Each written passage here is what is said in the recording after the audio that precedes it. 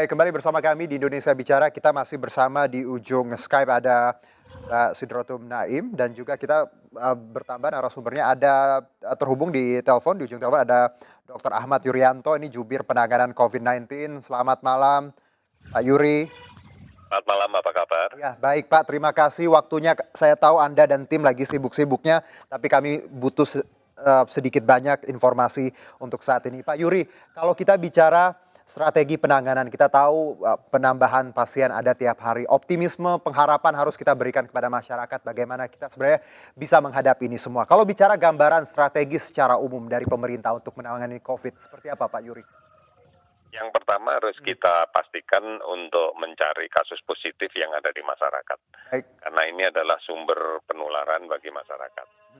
Inilah cara untuk memotong dengan kemudian kita melakukan isolasi terhadap sumber positif yang ada di masyarakat. Cara yang kita lakukan tentunya adalah melalui penelusuran kontak dari kasus positif yang sudah ada. Ini yang menjadi penting, di samping cegah tangkal di pintu masuk negara juga masih tetap kita laksanakan. Baik, Pak Yuri, kalau kita bicara tes, ini banyak sekali masyarakat yang mendatangi RSPAD, RSPI juga. Mereka seperti tadi ada keinginan untuk tes karena merasa tadi pernah kontak atau dari luar negeri seperti itu. Nah, yang menjadi persoalan, kita tahu tes masih antri dan juga hanya terpusat di beberapa rumah sakit. Anda punya jawaban terkait masyarakat yang mungkin ingin tadi punya self consciousness pengen tes seperti itu, Pak? Hari ini kita sudah mendapat laporan banyak sekali hasil tes dari sekian banyak rumah sakit di Jakarta, termasuk rumah sakit swasta. Baik. Artinya tidak hanya terpusat pada rumah sakit rujukan, rumah sakit swasta pun juga banyak berperan. Oke. Kasus ini juga banyak yang kita terima, kiriman spesimen dari rumah sakit swasta. Jadi sebenarnya masyarakat bisa tadi mendatangi tidak hanya RSPAD dan RSPI ya Pak ya? Iya betul, semua rumah sakit akan mampu merespon. Oke, baik. Pak, kalau kita bicara juga evaluasi social distancing, ini yang juga diterapkan oleh pemerintah beberapa waktu lalu, bahwa dan sampai sekarang masih berlangsung. Evaluasinya seperti apa, Pak? Ya tentunya kita masih dalam tahapan melakukan sosialisasi, masyarakat kita kan tidak demikian cepat langsung bisa beradaptasi dengan sistem ini. Tetapi kan progresnya sudah mulai terlihat ya, bahwa menjaga jarak itu menjadi sesuatu yang penting. Baik. Karena kita tahu bahwa penyebaran penyakit ini adalah melalui kontak dekat kan. Lalu Pak Yuri, ini juga yang sering dibicarakan banyak orang, lockdown. Kita tahu tidak semudah itu opsi ini harus diterapkan. Tapi banyak masyarakat akhirnya meng-compare dengan negara tetangga Malaysia yang baru saja lockdown hari ini. Anda melihat dan juga tim, apakah opsi ini memang belum diperlukan untuk Indonesia saat ini, Pak Yuri? Betul. Jadi kebijakan untuk melockdown itu belum akan kita implementasikan dalam waktu dekat. Oke. Kita kan akan dinamis ini sifatnya ya. Selama Ya. ini dengan social distancing kita coba kalau ini efektif sekali ya maka kita akan memilih opsi social distancing ya. Jadi tidak kemudian selalu menempatkan lockdown sebagai opsi satu-satunya kan. Dan kita juga kalau bandingkan Indonesia dari segi penduduk dengan negara-negara yang terinfeksi memang kita masih sangat kecil. Jadi sebenarnya kalau apple to apple tidak bisa disamakan gitu ya Pak Yuri ya.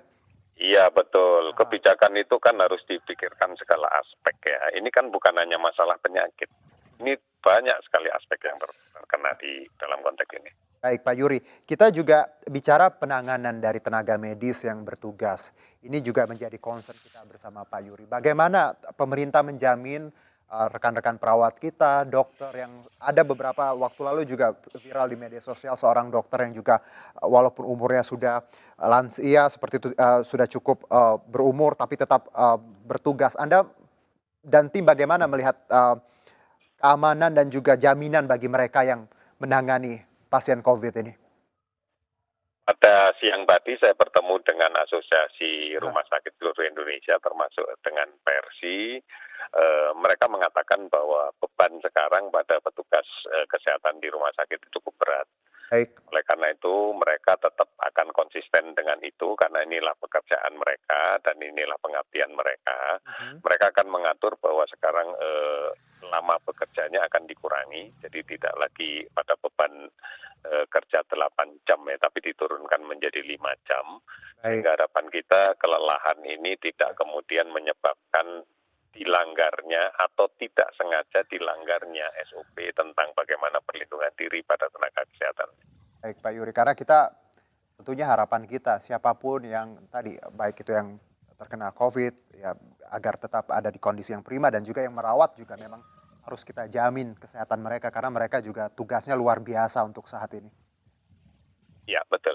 Inilah yang kemudian menjadi fokus perhatian kita bersama-sama rumah sakit. Kita tahu bahwa ini bukan pekerjaan ringan, tetapi manajemen rumah sakit juga mampu meregulasi ini, mengatur ini. Pada saat ini tentunya ada bagian-bagian yang bebannya tidak terlalu berat, ada bagian-bagian tertentu yang bebannya sangat berat. Ini tinggal diatur saja, di shift. Baik. Mana yang harus diperkuat, mana yang kemudian bisa dikurangi, dan kemudian bagaimana membatasi jam kerja. Oke, Pak Yuri, kalau ada wacana kita bicara screening masif, kita tahu bahwa hal ini dilakukan di negara Korea Selatan di mana memang diadakan screening besar-besaran untuk tadi mengurangi jumlah penyebaran. Apakah Indonesia nantinya akan juga melaksanakan screening masif terkait ini? Hari ini kami tadi mendiskusikan, dipimpin oleh Menteri Kesehatan, dihadiri oleh semua Direktur Jenderal, kemudian juga para pakar, untuk mencoba mengkaji lebih dalam tentang bagaimana screening masif ini dilaksanakan. Karena ada perbedaan cara dan perbedaan interpretasi dari screening yang selama ini sudah jadi standar dunia dengan screening cepat ini. Baik. Pak Yuri, mungkin terakhir Pak Yuri untuk update saat ini seperti apa jumlah kasus ini dan ada perubahan seperti itu? Ya, ada penambahan kasus kita sekarang menjadi sekitar 227 ya. 220? 27. 27, baik. Artinya ada peningkatan 65 orang dari kasus yang kemarin. Oke, 65. Kemudian kita juga, Ya, silakan. Kemudian kita juga mengupdate data yang kita dapatkan dari rumah sakit setelah kami cek ulang terkait dengan angka kematian. Ternyata ada beberapa angka kematian, beberapa kasus kematian di tanggal 12 sampai 17 yang belum terlaporkan dalam sistem. Sehingga kemudian kita perbaiki, setelah kemudian kita cek lagi, recek lagi, ternyata angka kematian kita sekarang sudah ada 19 orang. 19 kematian ya Pak Yuri ya? Ya. Baik Pak Yuri, saya terima kasih sekali dan rekan-rekan atas bantuannya dan informasinya. Kami doakan semua yang bekerja, yang memfokuskan pikiran dan tenaganya selalu dilindungi Allah Subhanahu wa Ta'ala dan kita semua bisa bersama menghadapi ini ya Pak Yuri ya. Terima kasih Pak Yuri. Terima kasih. Baik. Terima kasih, amin. Ya, dan tadi kita sudah bergabung dengan Pak Yurianto, jubir dari penanganan COVID. Kita masih terhubung di Skype, ada Mbak Naim masih bersama saya. Mbak Naim. Ya, Mas Juno. Ya, kita tadi sedikit banyak ada info terbaru terkait jumlah ini. Bukan kabar yang baik sebenarnya kalau kita bicara angkanya sudah ada di 227 dan yang meninggal tadi ada 19 kalau saya tidak salah. Anda melihat day by day, kita tahu ini angkanya terus bertambah. Pemerintah harusnya seperti apa Mbak Naim, bahwa tadi screening masif mungkin akan dilakukan tapi tidak sekarang. Adakah hal lain yang bisa kita lakukan? Mulai sekarang termasuk rekan-rekan di daerah, yang pertama tadi ya, tolong segera edukasi ya. Karena ini cepat atau lambat, ya kita bukan mendoakan yang buruk, tapi cepat atau lambat potensi untuk sampai di seluruh kepulauan Indonesia itu ada. Dan kalau kita pakai menunggu, nanti terlambat. Seperti tadi saya sebutkan ya, Indonesia ini kan termasuk yang belakangan dapatnya, tapi ternyata kita tetap tidak siap ya. Kita tidak prepare gitu ya. Tapi yang sudah berlalu ya sudah, untuk kedepannya kita harus lebih baik lagi. Termasuk ini kan sekarang tadi saya baca Wisma Atlet itu akan menjadi ruang isolasi ya. Karena rumah sakit sudah tidak memungkinkan, di daerah mungkin juga mulai perlu dipikirkan. Misalnya apa GOR atau di mana, bahwa itu ada kemungkinan harus menjadi ruang isolasi untuk para pasien COVID-19 ini ya. Jadi tadi peran serta dari Pemda dan juga masyarakat daerah tadi memang harus. Ini semua harus bergerak ini ya.